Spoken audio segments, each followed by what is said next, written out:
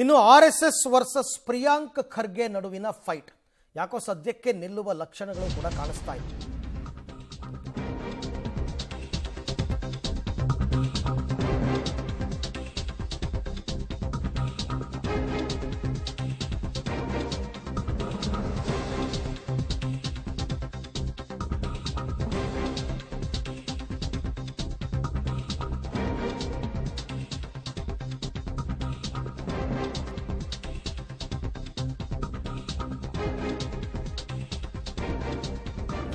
ನೋಡಿ, RSS versus Priyank Kharge ಮಧ್ಯೆ fight.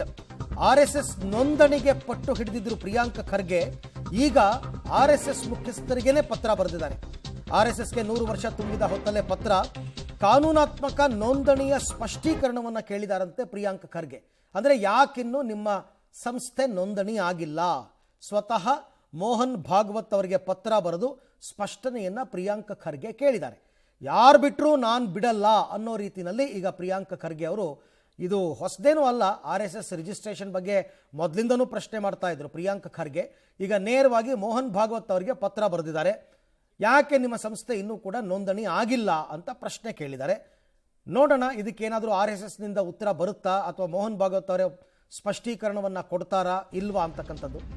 ಏನಿದೆ ಪ್ರಿಯಾಂಕ್ ಖರ್ಗೆ ಪತ್ರದಲ್ಲಿ ಅಂದರೆ, RSS ಕಾನೂನಾತ್ಮಕ ಸ್ಥಾನಮಾನ ಮತ್ತು ಸಂಘಟನೆ ರಚನೆಯ ವಿವರ ಏನು, ಪದಾಧಿಕಾರಿಗಳು ಅಧಿಕೃತ ಪ್ರತಿನಿಧಿಗಳ ವಿವರವನ್ನು ಕೊಡಿ ಅಂತ ಅವರು ಪ್ರಶ್ನೆಯನ್ನು ಕೇಳಿರ್ತಕ್ಕಂಥದ್ದು. ಪದಾಧಿಕಾರಿಗಳು ಅಧಿಕೃತ ಪ್ರತಿನಿಧಿಗಳ ವಿವರವನ್ನು ಕೊಡಿ. ನೀವೇನೇನು ಪದಾಧಿಕಾರಿಗಳನ್ನ ನೇಮಕ ಮಾಡ್ಕೊಂಡಿದ್ದೀರಾ ಅವರು, ನಿಮ್ಮ ಸಂಸ್ಥೆಗೆ ಬರುವ ದೇಣಿಗೆ, ಕೊಡುಗೆ ಮತ್ತು ಆದಾಯ ಮೂಲಗಳ ವಿವರವನ್ನು ಕೊಡಿ. ದೇಣಿಗೆ, ಕೊಡುಗೆ, ಆದಾಯ ಮೂಲಗಳು, ವೆಚ್ಚ, ಆಸ್ತಿಪಾಸ್ತಿಗಳ ವಿವರವನ್ನು ತಿಳಿಸೋದಕ್ಕೆ ಮನವಿಯನ್ನು ಮಾಡಿದ್ದಾರೆ. ಏನಿದೆ ನಿಮ್ಮ ಸಂಸ್ಥೆಗೆ ದೇಣಿಗೆ ಬರ್ತಾ ಇರೋದು, ಲೆಕ್ಕಪತ್ರಗಳನ್ನ ಕೊಡಿ ಅಂತನ್ಬಿಟ್ಟು. ಇದು ಪರ್ಸನಲ್ ಇಂಟ್ರೆಸ್ಟಿಂದ ಕೇಳಿರೋದ, ಗೃಹ ಸಚಿವರಾಗಿ ಕೇಳಿರೋದ, ನೋಡೋಣ. ಈ ಬಗ್ಗೆ ಮತ್ತಷ್ಟು ಮಾಹಿತಿ ನನ್ನ ಕೊಲೀಗ್ ರವೀಶ್ ಅವರಿಂದ ಪಡ್ಕೊಳ್ಳೋಣ. ರವೀಶ್, ಯಾರು ಬಿಟ್ಟರೂ ನಾನು ಬಿಡಲ್ಲ RSSನ ಅನ್ನೋ ರೀತಿಯಲ್ಲಿ ಪ್ರಿಯಾಂಕ್ ಖರ್ಗೆ ಅವರು ಇವಾಗ ಪತ್ರವನ್ನು ಬರೆದಿದ್ದಾರೆ. ಈ ಪತ್ರ ರಾಜ್ಯದ ಗೃಹ ಸಚಿವರಾಗಿ ಕೇಳಿರ್ತಕ್ಕಂಥ ವಿವರಗಳ, ವೈಯಕ್ತಿಕ ಪರ್ಸನಲ್ ಇಂಟ್ರೆಸ್ಟಿಂದ ಕೇಳಿರ್ತಕ್ಕಂಥದ್ದ ಈ ವಿವರಗಳನ್ನ ಅಂತ.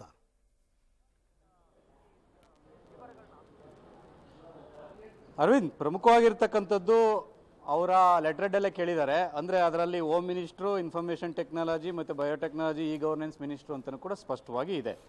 ಅಂದರೆ ಎಲ್ಲೋ ಒಂದು ಕಡೆ ಇದನ್ನು ನಾನು ಬಿಡೋದಿಲ್ಲ ಅನ್ನೋ ಸಂದೇಶವನ್ನು ಪ್ರಿಯಾಂಕ್ ಖರ್ಗೆ ಅವರು ಕೊಟ್ಟಂತೆ ಕಾಣ್ತಾ ಇದೆ.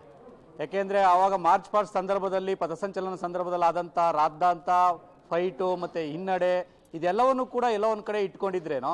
ಹಾಗಾಗಿ ನಾನು ಬಿಡೋದಿಲ್ಲ ಅನ್ನೋದಕ್ಕೆ ಒಂದು ರೀತಿಯಲ್ಲಿ ಈ ಪತ್ರ ಒಂದು ಮುನ್ನುಡಿ ಆಗುತ್ತೆ ಅಂತ ಸ್ಪಷ್ಟವಾಗಿ ಹೇಳ್ಬೋದಾಗಿದೆ. ಯಾಕೆಂದರೆ ಅವತ್ತಿನ ಒಂದು ಪಥಸಂಚಲನ ವಿಚಾರದಲ್ಲಿ ಪ್ರಿಯಾಂಕ್ ಖರ್ಗೆ ಎತ್ತಂಥ ಪ್ರಶ್ನೆ ಎಲ್ಲೋ ಒಂದು ಕಡೆ ಸ್ವಲ್ಪ ಮಟ್ಟಿಗೆ ಅಲ್ಲಾದಂಥ ಬೆಳವಣಿಗೆಗಳ ಹಿನ್ನೆಲೆಯಲ್ಲಿ ಕಾನೂನಾತ್ಮಕವಾಗಿ ಹಿನ್ನಡೆ ಆಗಿತ್ತು. ಆ ಕಾರಣಗಳಿಗೋಸ್ಕರವಾಗಿ ಎಲ್ಲೋ ಒಂದು ಕಡೆ ಬೇಕು ಅಂತಲೇ ಕೇಳಿ ಪಡೆದುಕೊಂಡಿರ್ತಕ್ಕಂಥ ಖಾತೆ ಗೃಹ ಖಾತೆ. ಹಾಗಾಗಿ ನಾನು ಇಷ್ಟಕ್ಕೆ ಸುಮ್ಮನೆ ಬಿಡೋದಿಲ್ಲ ಈ ಒಂದು ವಿಚಾರವನ್ನ, ಇದನ್ನ ರಾಷ್ಟ್ರ ಮಟ್ಟಕ್ಕೆ ತೆಗೆದುಕೊಂಡು ಹೋಗ್ತೇನೆ ಅನ್ನೋ ಒಂದು ಇರಾದೆ ಅವ್ರಿಗಿರ್ಬೋದು. ಆ ಕಾರಣಗಳಿಗೋಸ್ಕರವಾಗಿಯೇ ಇವತ್ತು, ಅಂದ್ರೆ ಇದು 13ನೇ ತಾರೀಕು ಬರೆದಿರ್ತಕ್ಕಂಥ ಪತ್ರ.